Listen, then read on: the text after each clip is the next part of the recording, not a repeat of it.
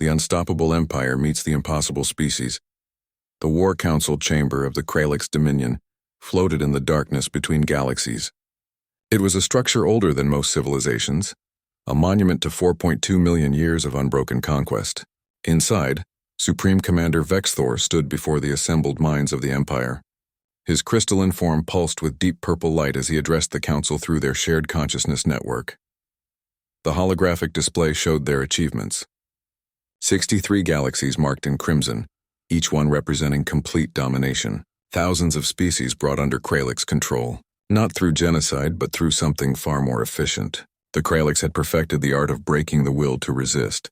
They studied each species, found their deepest fears, and exploited them until surrender became the only logical choice. Vexthor gestured toward the display, and a new galaxy appeared. The locals called it the Milky Way.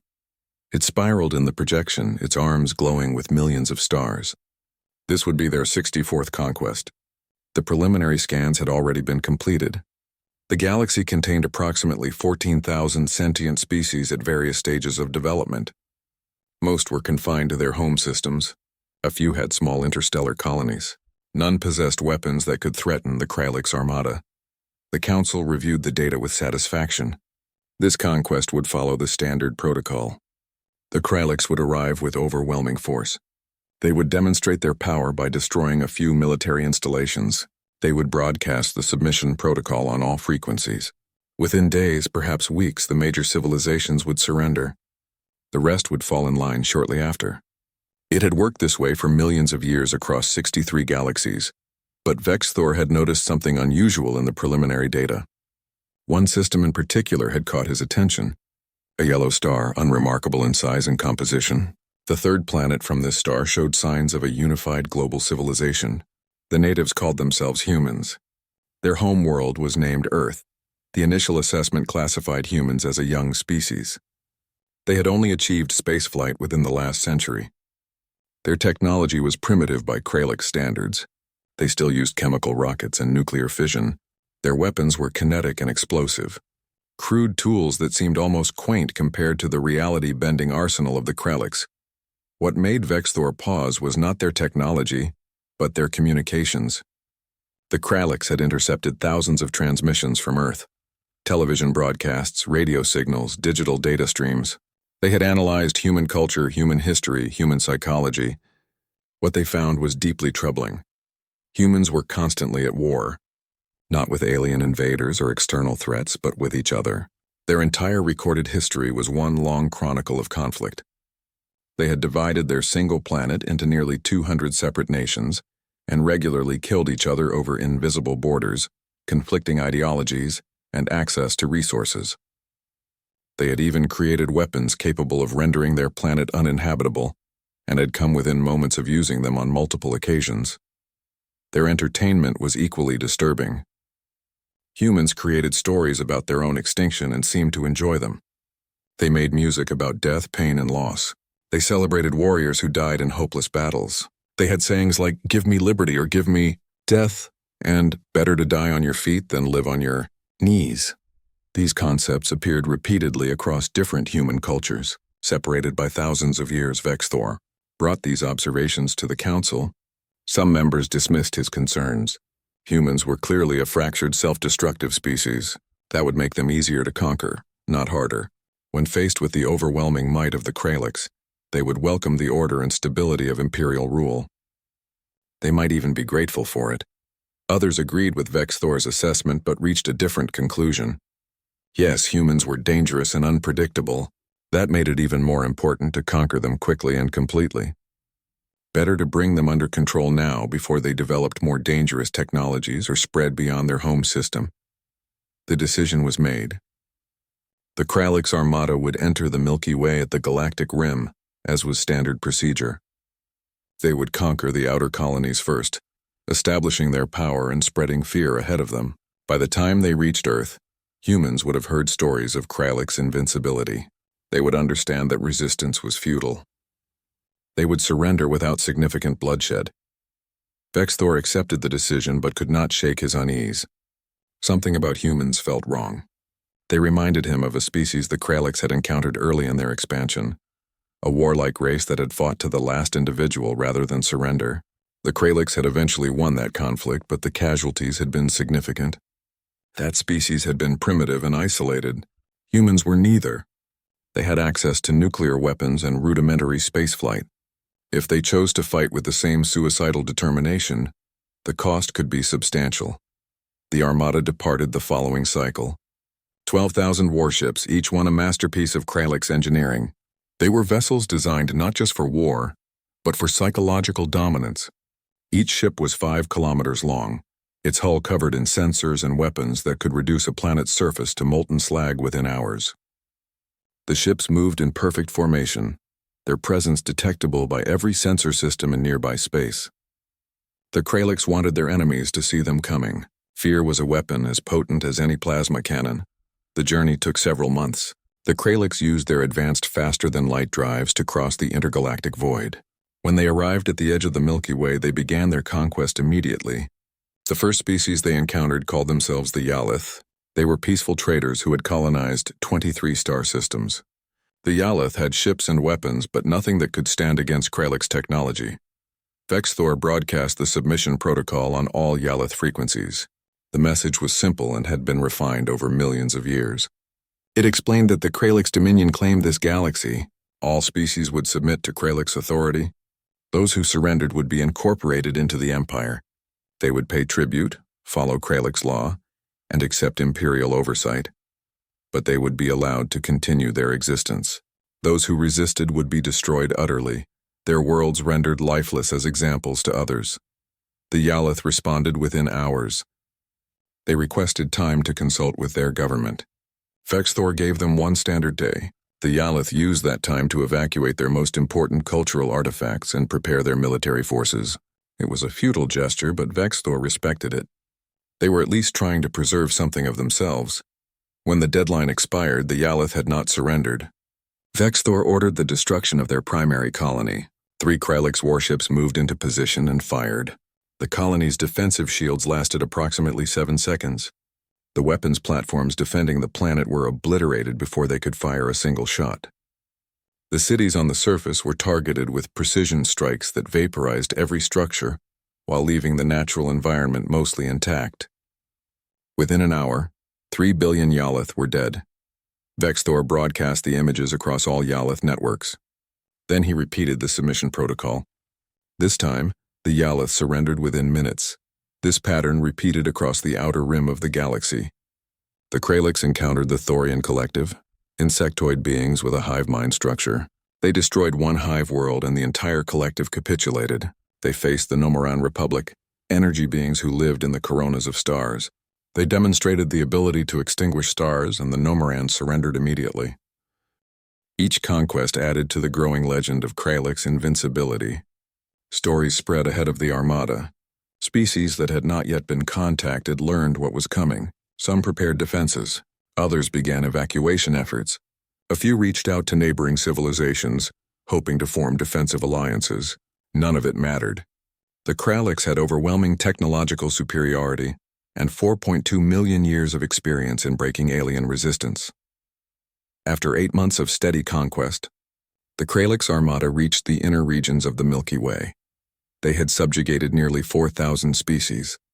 Casualties on both sides had been minimal. The Kralix had lost perhaps 200 ships to accidents, mechanical failures, and the occasional effective defensive weapon. Enemy casualties were significant only when species chose to resist. Most surrendered quickly once they understood the alternative. Vexthor reviewed the tactical situation and adjusted the fleet's course toward Earth.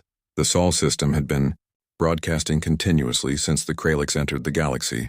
Human sensors had detected the Armada months ago. They knew what was coming. They had watched the conquest of their neighbors. They had seen what happened to species that resisted.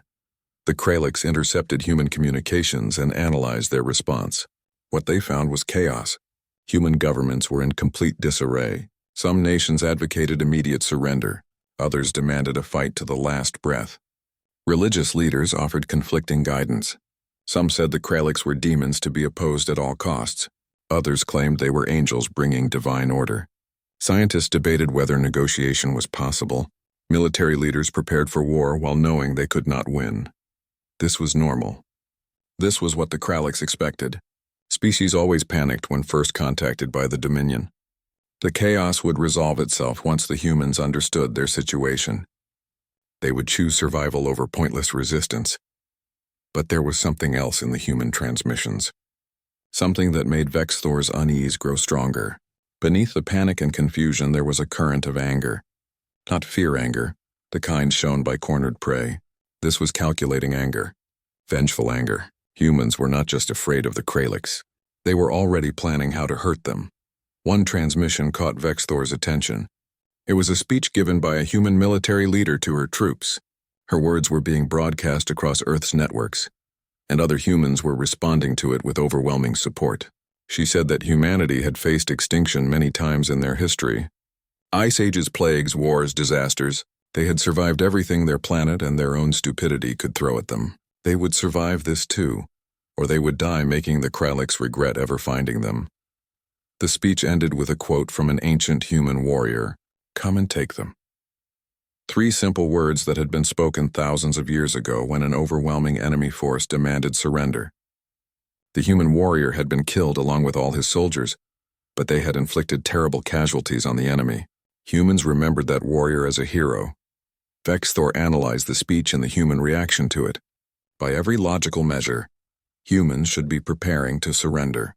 They had seen the Krallics destroy advanced civilizations with ease. They knew their weapons were inadequate. They knew they could not win. Yet their communications showed not resignation but determination. They were preparing to fight. The Krallics Armada entered the Sol system 12 days later.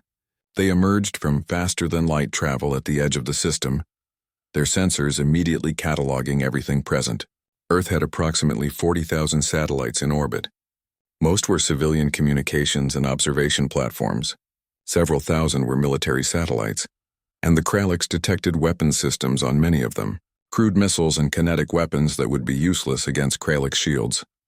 Earth's moon hosted several military installations. Mars had 3 small colonies with perhaps 50,000 human inhabitants total. The outer planets had research stations and mining operations, but nothing that represented a military threat. The asteroid belt showed signs of significant industrial activity. Humans were mining resources and building infrastructure. It was actually impressive for such a young species. Vexthor positioned the Armada in high orbit around Earth and broadcast the submission protocol.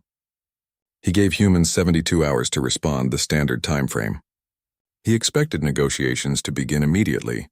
Perhaps humans would ask for better terms. Maybe they would request time to prepare their population for imperial rule. These were normal responses. The Krallics would refuse, but the asking itself showed acceptance of reality. The human response came within 1 hour. Every major government on Earth transmitted the same message simultaneously. It was clearly coordinated, which suggested humans had managed to overcome their political divisions, at least temporarily. The message was simple and delivered by a human female who identified herself as Secretary General Martinez of the United Earth Council. She thanked the Krallics for their message. She acknowledged that Krallics' technology was superior to human technology. She agreed that resistance would be costly. Then she said something no species had ever said to the Krallics before. She said no. Not a conditional no, not a negotiating position, just no. Humanity rejected the submission protocol. Earth would not surrender. If the Krallics wanted Earth, they would have to take it, and humans promised to make that as expensive as possible. The transmission ended. Vexthor experienced something he had not felt in thousands of years. Genuine surprise. He reviewed the message multiple times, analyzing every word and gesture. The human female had been afraid. Her vital signs showed elevated heart rate and stress hormones, but she had also been sincere. This was not a bluff. This was not an attempt to negotiate better terms. Humans were genuinely refusing to surrender despite knowing the consequences. Vexthor broadcast a follow-up message. He explained that refusal meant death. The Krallics would demonstrate their power by destroying one of Earth's cities. He gave humans 6 hours to reconsider. He chose this approach because it had worked thousands of times before. Species would refuse initially, clinging to hope. Then the Krallics would destroy something they valued, and reality would force them to accept the situation. 6 hours passed. The human response was a single word transmitted on all frequencies. The word was no. Vexthor selected a target, a major coastal city with approximately 8 million inhabitants. He ordered 3 ships to destroy it. The warships moved into position and prepared to fire. At that moment, Earth's defenses activated. Thousands of missiles launched simultaneously from ground installations, naval vessels, and orbital platforms. Nuclear warheads, kinetic impactors, and exotic weapons the Kralix had not expected humans to possess. It was an impressive display, but it was futile. Kralix shields could withstand much more powerful attacks. The missiles reached the 3 warships. The shields activated energy barriers that bent space itself. The missiles exploded harmlessly against the shields. A few kinetic weapons struck with enough force to create visible ripples in the shields, but nothing penetrated.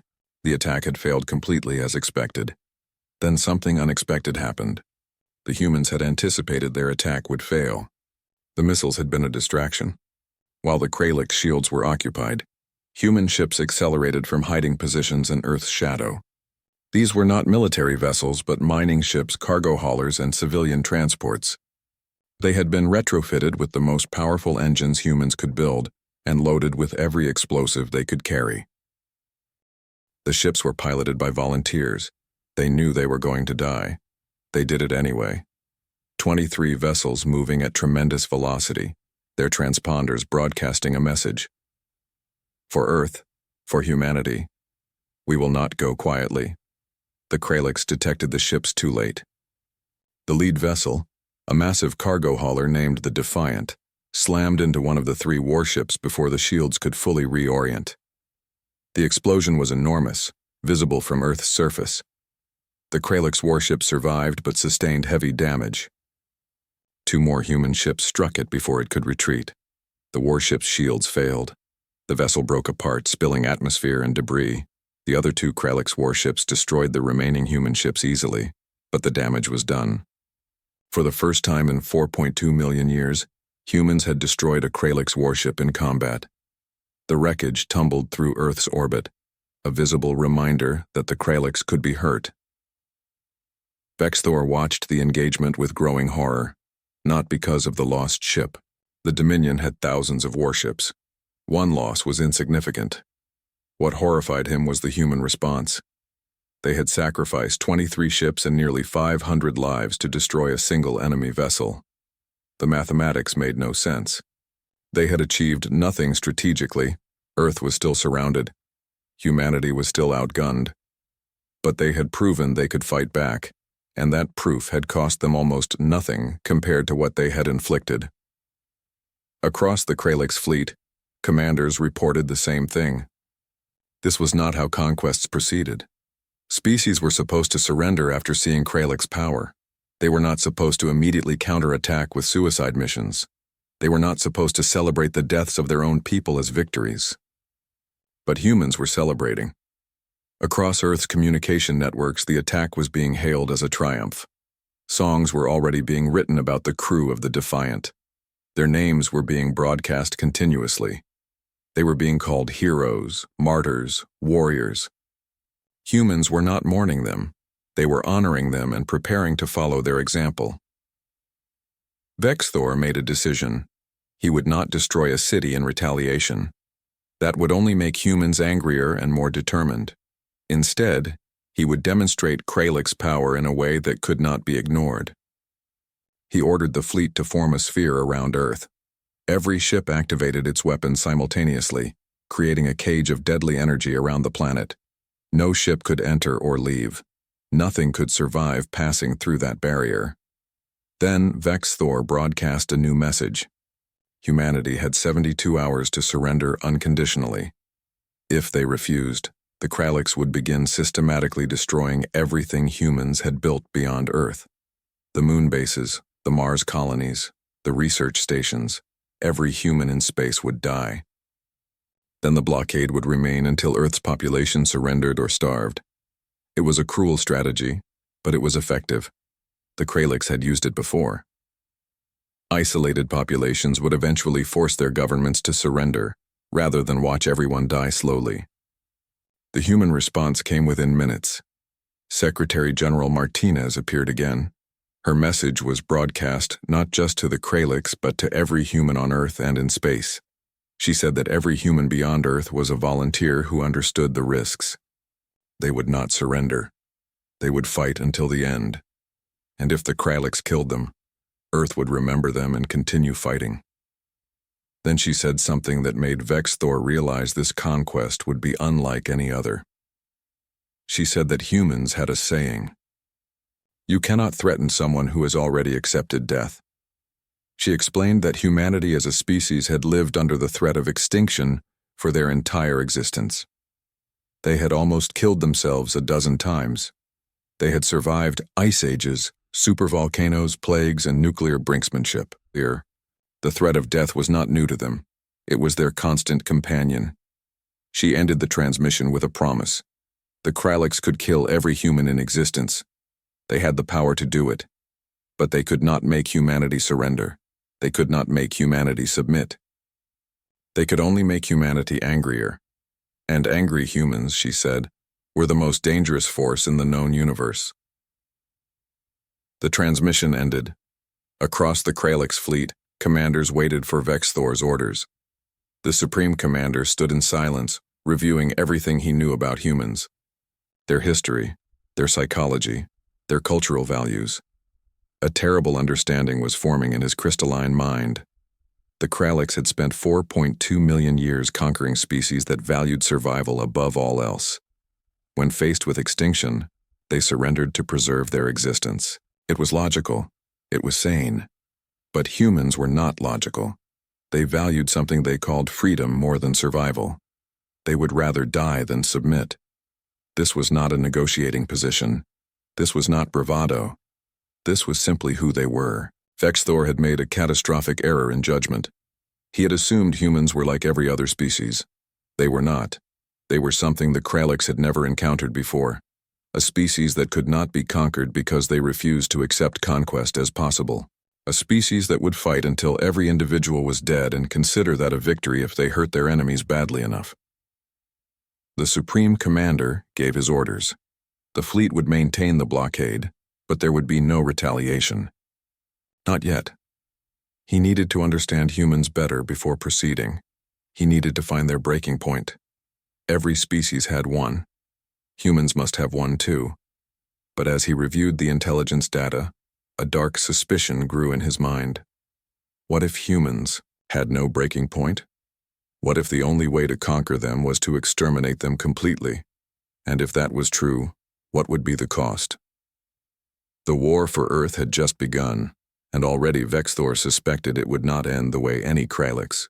Conquest had ended before. The price of pride and the birth of legend.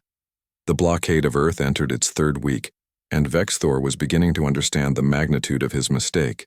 The Kralix had surrounded the planet with an impenetrable wall of warships, cutting off all traffic to and from the surface. It should have been a simple matter of waiting for humanity to exhaust its resources and surrender. But humans were not behaving according to any pattern the Kralix had encountered in 4.2 million years of conquest. Instead of despair, Earth's communications showed defiance. Instead of panic, there was preparation. Humans were treating the blockade not as a siege but as a challenge. Their factories were operating at maximum capacity, producing weapons, armor, and supplies. Their military forces were training constantly. Their civilian population was being organized into militia units. Children were being evacuated to underground shelters while adults prepared to fight. Most disturbing were the volunteers. Thousands of humans were requesting assignment to the moon bases and Mars colonies, knowing these locations would be targeted first. They wanted to be there. They wanted to fight where the Kralix would strike. The waiting lists were so long that humans were holding lotteries to determine who would get to die first. Vexthor had seen courage before. Many species produced warriors willing to sacrifice themselves for their people. But this was different. Humans were not just willing to die. They were eager for it. They saw martyrdom as the highest honor. They competed for the opportunity to throw their lives away if it meant hurting the Kralix. The Supreme Commander convened a strategy session with his senior officers. They gathered in the command chamber of his flagship, their crystalline forms pulsing with different colors as they shared thoughts through their neural network. The topic was simple. How do you conquer a species that cannot be conquered? Commander Thalrex presented the military analysis. The Kralix had overwhelming superiority in every measurable category. Their weapons were more powerful, their shields more effective, their ships faster and more maneuverable. In a direct confrontation, humanity would be destroyed within days. But direct confrontation was proving difficult to achieve. Humans refused to meet the Kralix in open battle where superior technology would guarantee victory. Instead, they were preparing for guerrilla warfare, terrorism, and suicide attacks. Commander Sivleth offered the psychological assessment. Her specialty was breaking alien minds, finding the pressure points that would force surrender. She had studied human psychology intensively over the past 3 weeks. Her conclusion was disturbing. Humans possessed what she called a contradiction complex. They were simultaneously aware of their mortality and in denial of it. They knew they would die, but they acted as if they were immortal. This allowed them to take risks that no rational being would consider. Worse, humans had weaponized their own trauma. Their history was filled with genocides, wars, and atrocities. Rather than being broken by these experiences, humans had learned from them. They had developed a cultural immune system against psychological warfare. Every technique the Kralix might use had already been used by humans against other humans. Torture, hostage-taking, terror bombing, biological warfare. Humans had done all of it to each other and had learned to endure it. Vexthor listened to these reports and felt something he had not experienced in millennia. Doubt. Not about Kralix superiority. That was absolute, but doubt about whether victory over humanity was worth the cost. Every projection showed the same result. Yes, the Kralix could win, but the casualties would be substantial. Thousands of ships, millions of warriors. And for what? To conquer one primitive species on one unremarkable planet. The decision was made to escalate. The Kralix would demonstrate their power in a way that could not be ignored or celebrated as a victory. They would destroy the Mars colonies, eliminating 50,000 humans in a single strike. This would show Earth that the Kralix were serious and that continued resistance would only lead to more death. 300 Kralix warships moved toward Mars. They formed a sphere around the red planet, their weapons charging. On Mars, the human colonists received advance warning. They had time to evacuate. Transport ships waited to carry them to safety. But when the evacuation order was given, fewer than 5,000 colonists accepted it. The rest chose to stay. Vexthor monitored the communications from Mars. He wanted to understand why humans would make this choice. What he heard made his doubt deepen into something close to fear. The colonists were not staying because they were brave. They were staying because they were angry. They had spent years building these colonies. They had transformed a dead world into humanity's first home beyond Earth, and they would not let the Kralix take it without a fight. The colonists had spent the past 3 weeks fortifying their positions. They had mined the approaches to their settlements. They had stockpiled weapons and ammunition. They had built underground bunkers and hidden weapons caches. They had even constructed crude nuclear devices from reactor fuel. Mars would not fall easily. When the Kralix fleet opened fire, the Mars defenses activated immediately. Surface-to-orbit missiles launched from concealed positions. Railguns fired solid slugs at a significant fraction of light speed. Nuclear mines detonated in orbit, creating clouds of radioactive debris that degraded Kralix targeting systems. It was futile, but it was not ineffective. The Kralix shields absorbed the attacks easily, but the sheer volume of incoming fire forced them to divert power to defense. This slowed their own attack. The battle for Mars lasted 6 hours. The Kralix systematically destroyed every human installation on the planet's surface. Cities that had taken decades to build were reduced to radioactive craters in minutes. Greenhouses that had produced food for thousands were vaporized. Research stations that had advanced human understanding of the universe were obliterated. By the time the bombardment ended, Mars was a dead world once again. The Kralix had lost 17 warships. Not destroyed, but damaged badly enough to require extensive repairs. The humans had managed to overwhelm shields in a few locations using coordinated nuclear strikes. Thousands of colonists had survived the initial bombardment by retreating into deep underground bunkers. They continued fighting with whatever weapons they could improvise. The Kralix were forced to deploy ground forces to eliminate the remaining resistance. What happened next would haunt Vexthor for the rest of his existence. The ground assault on Mars revealed something the Kralix had not anticipated. Humans did not surrender even when defeat was absolute. Even when surrounded, outnumbered, and out of ammunition, they continued fighting. They used tools as weapons. They threw rocks. They attacked with their bare hands. When captured, they tried to kill their captors using anything available: pens, utensils, their own teeth. One human female was captured in the ruins of Olympus Station. She was a scientist, not a soldier. She had been studying Martian geology before the invasion.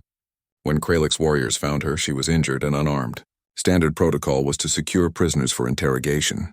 As the warriors approached, she detonated an explosive device she had concealed on her body. The blast killed her instantly and wounded 3 Kralix warriors. Her final words were recorded by Kralix sensors. "Tell them we were here. Tell them we fought." Then the explosion. This pattern repeated across Mars. Humans who could not fight killed themselves to avoid capture. Those who could fight did so until they were killed. Not a single human surrendered willingly. The Kralix were forced to kill every colonist on Mars. 45,000 humans died in the battle. The Kralix suffered 700 casualties, the highest number in any single engagement in recent memory. Vexthor broadcast the images of Mars's destruction to Earth. He expected horror, grief, perhaps finally the despair that would lead to surrender. Instead, Earth's response was rage. Humans did not mourn their dead colonists.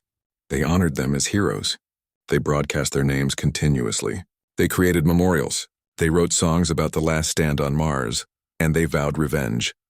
Earth's military response was immediate. Every weapons platform in orbit opened fire on the Kralix fleet simultaneously. It was a coordinated attack that must have taken weeks to plan. Thousands of missiles, kinetic weapons, and energy beams struck the blockade from every direction. The Kralix shields held, but several ships sustained damage. More concerning was the strategic implication. Humans had been planning this attack since the blockade began. They had let the Kralix think they were cowed and waiting. In reality, they had been preparing. The orbital battle lasted 3 days. The Kralix had superior firepower, but humans had home field advantage. They knew Earth's orbital space intimately. They had hidden weapons platforms in debris fields and behind satellites. They used the planet's magnetic field to mask their ship movements. They employed tactics the Kralix had never seen before because no species had ever been desperate enough to try them. Human pilots flew damaged ships directly into Kralix vessels, turning themselves into guided missiles. Weapons platforms kept firing even as they were being destroyed, their automated systems continuing the attack after the crews were dead. Satellites that appeared to be civilian communication arrays revealed themselves to be armed with nuclear weapons at close range. By the end of the 3rd day, the Kralix had cleared Earth's orbital space of human military assets. But the cost had been significant. 43 warships destroyed, over 100 damaged, thousands of Kralix warriors dead, and humans had achieved their objective. They had proven that the Kralix could bleed. More importantly, the battle had been broadcast. Species across the Milky Way had watched humans fight the Kralix to a standstill. The myth of Kralix invincibility was damaged. Other conquered species began to whisper among themselves. If humans could hurt the Kralix, perhaps others could too. Vexthor received reports of unrest from multiple star systems. Species that had surrendered months ago were beginning to resist. Small acts at first, sabotage of Kralix facilities, attacks on occupation forces. But it was growing. The conquest of the Milky Way, which had seemed nearly complete, was beginning to unravel. The Kralix High Council contacted Vexthor directly. They were not pleased. The Supreme Commander explained the situation. Humans were unlike any species they had encountered. Standard conquest protocols were not working. The Council's response was predictable. If standard protocols were failing, apply overwhelming force. Exterminate humanity completely. Make Earth an example so terrible that no other species would dare resist. Vexthor argued against this approach. Exterminating humanity would prove human propaganda correct. It would show the galaxy that the Kralix were capable of genocide, that surrender did not guarantee survival. It would validate everything humans had said about them. Better to find a way to break human resistance without complete extermination. The Council was not convinced, but they gave Vexthor one more chance.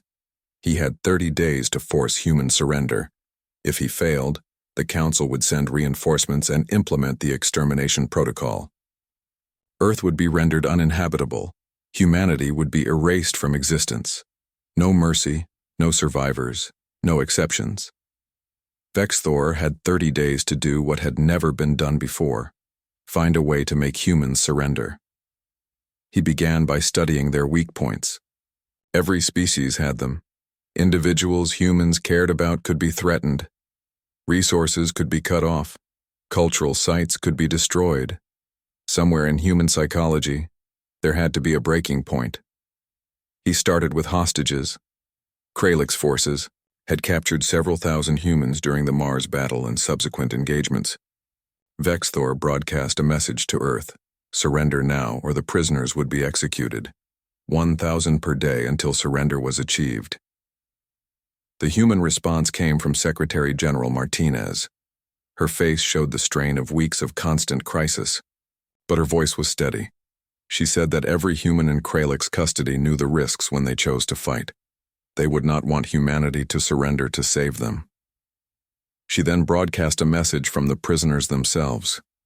Humans who had been captured were given the opportunity to speak to Earth. Almost all of them said the same thing: do not surrender. Keep fighting. Avenge us. One prisoner, a young male named Chen, spoke directly to Vexthor. He said that the Kralix did not understand humans. They thought threatening death would force surrender. But humans had been living with death their entire existence. Every human who joined the military knew they might die. Every colonist who traveled to Mars knew they might never return. Death was not a threat to humans.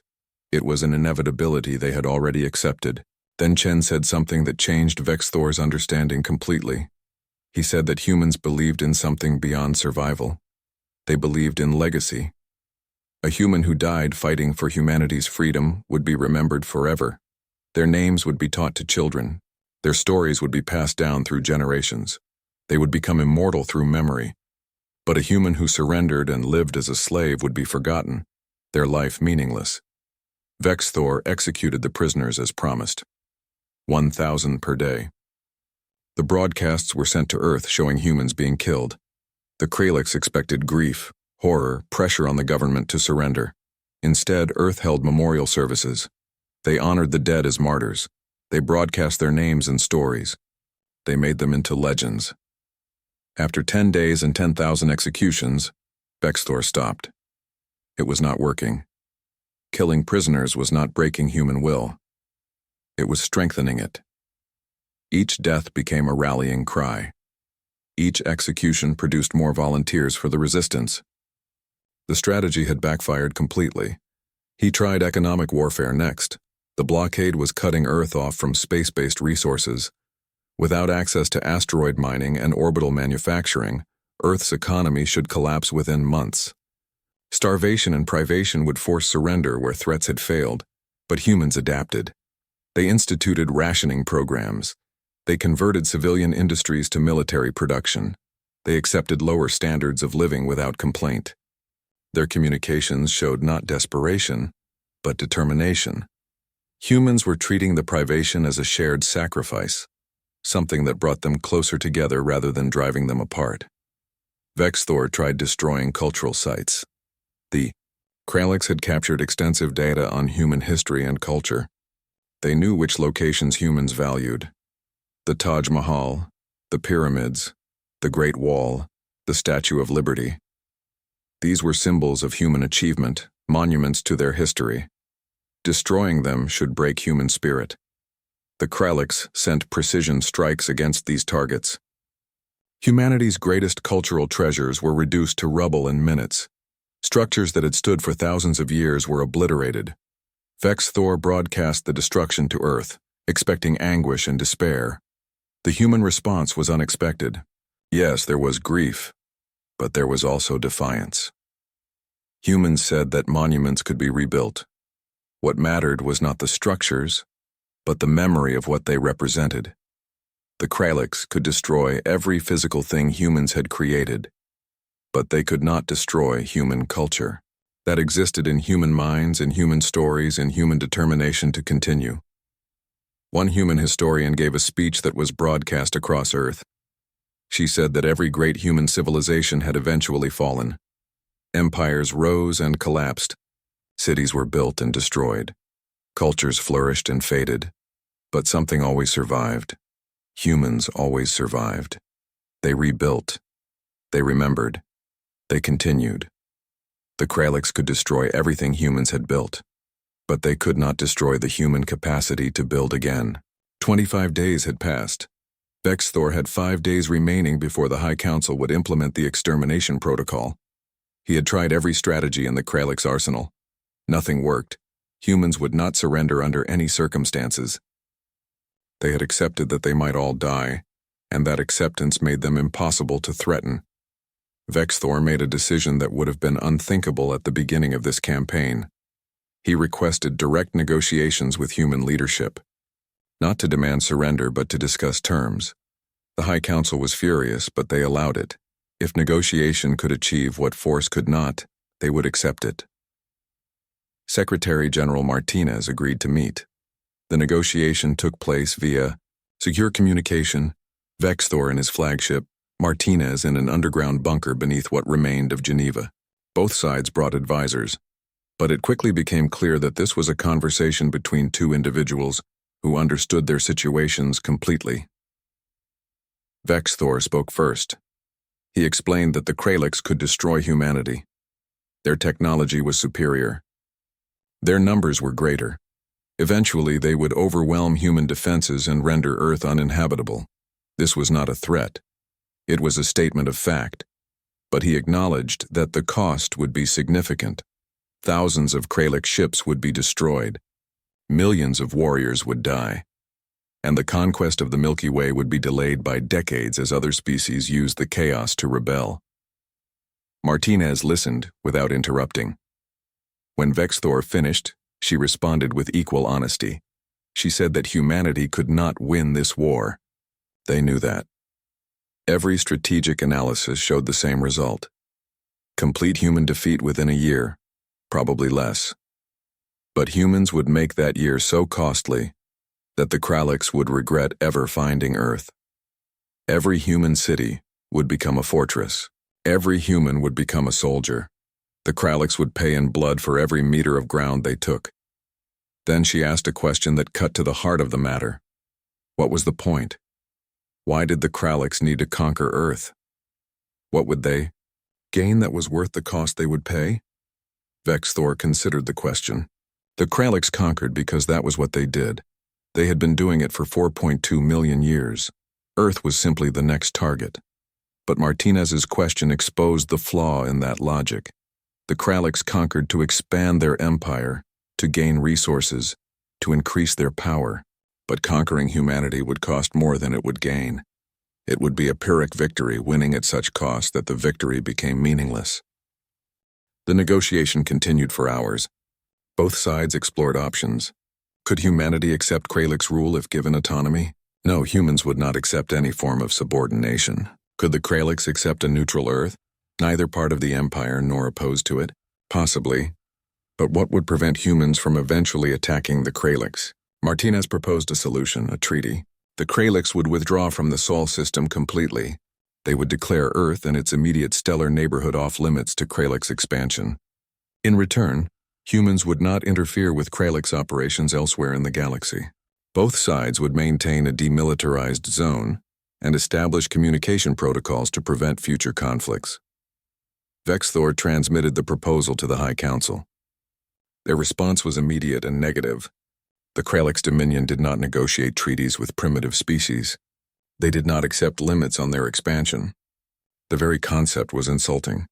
They ordered Vexthor to break off negotiations and prepare for the final assault. But Vexthor had made his own decision. He had spent 30 days trying to conquer humanity using every method the Kralix possessed. He had failed. More importantly, he had learned something that the High Council did not understand. Humanity could not be conquered because they would rather die than submit.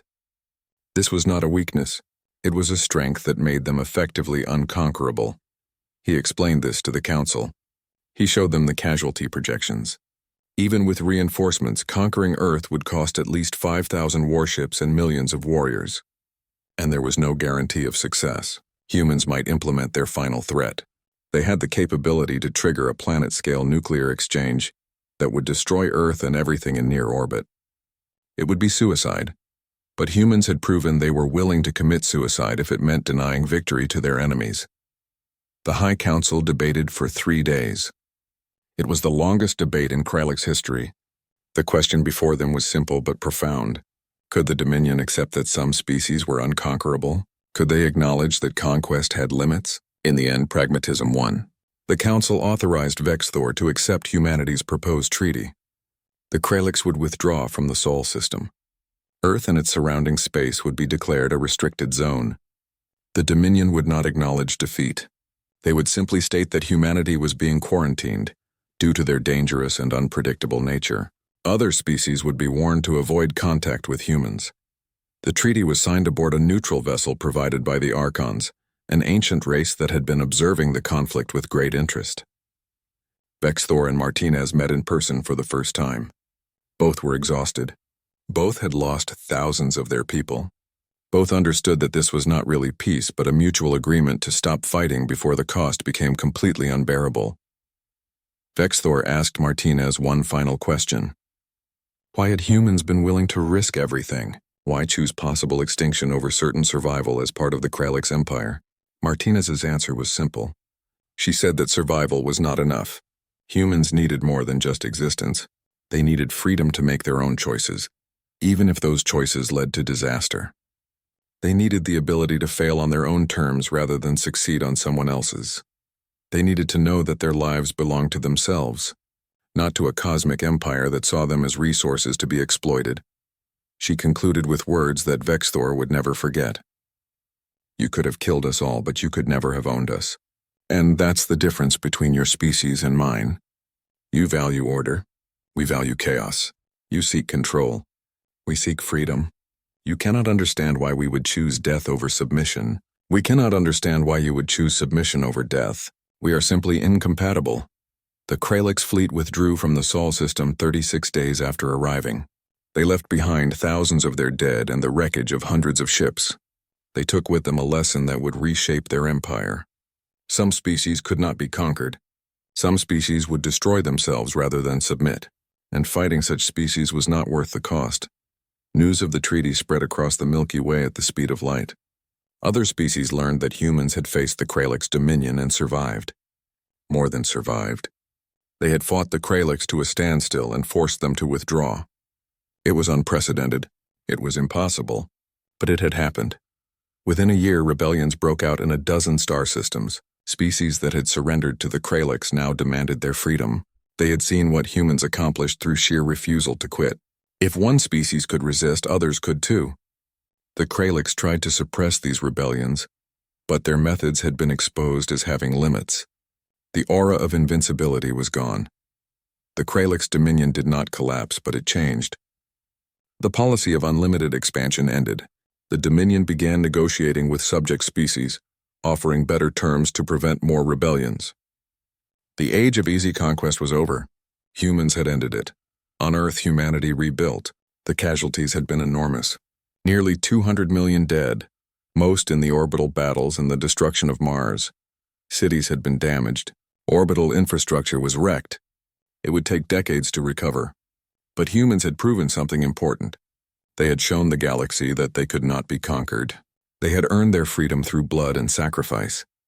Secretary General Martinez gave a final speech commemorating the war. She spoke of the dead, honoring their sacrifice. She spoke of the survivors, praising their courage. And she spoke of the future. Humans now knew they were not alone in the universe. They knew there were powers far greater than themselves. But they also knew that power alone could not conquer a species that valued freedom above survival. She ended with a promise. Humanity would reach the stars. They would build colonies, explore new worlds, and take their place among the galactic civilizations. And if anyone tried to conquer them again, humans would respond the same way they always had, with defiance, with determination, and with the absolute refusal to surrender.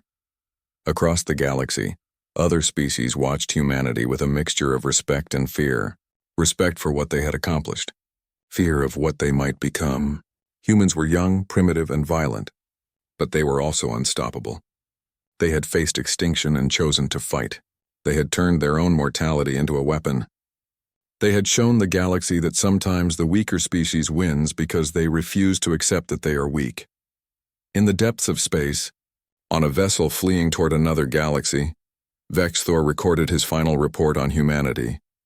He wrote that humans were the most dangerous species in the known universe, not because of their technology or their numbers, but because of their psychology. They could not be threatened because they had accepted death. They could not be broken because they had already been broken countless times by their own history. They could not be conquered because the concept of surrender was simply not part of their nature. He concluded with a warning. The Kralix had dominated 63 galaxies over 4.2 million years. They had conquered thousands of species. They had seemed unstoppable. But they had learned a terrible lesson on Earth. There are some species you cannot conquer. There are some fights you cannot win. And there are some costs that are too high to pay. Humanity had taught the Kralix that lesson. The galaxy would never be the same. Years later, a new alien empire observed Earth from a distance. They were the Zenith Ascendancy, a powerful civilization that had just entered the Milky Way. They saw a small blue planet orbiting an unremarkable star. Their initial scans showed a young species barely capable of interstellar travel, divided into competing nations, technologically primitive. The Zenith began planning their conquest. It would be easy. Another primitive species to add to their empire. But before they could begin, they received a message from the Kralix Dominion. Just 2 words in the galactic trade language. Avoid Earth. The Zenith requested clarification. The Kralix sent them the complete records of the Earth campaign. Every battle, every casualty, every failed strategy. The final message was clear. Humans cannot be conquered. They can only be exterminated, and the cost of extermination is too high. The Zenith studied the records carefully. Then they made a decision that would have seemed impossible before the Earth campaign. They sent a diplomatic envoy to humanity instead of an invasion fleet. They opened trade negotiations instead of demanding surrender. They treated humans as equals instead of prey. And across the galaxy, other species did the same. Earth became known not as a conquered world, but as the unconquerable world, the planet where the greatest empire in galactic history had been forced to retreat, the home of the species that valued freedom more than survival. Humans had not won through superior technology. They had not won through greater numbers. They had won through something simpler and more powerful. They had won because they refused to lose, and that refusal had changed the galaxy forever. The legend of humanity had been born.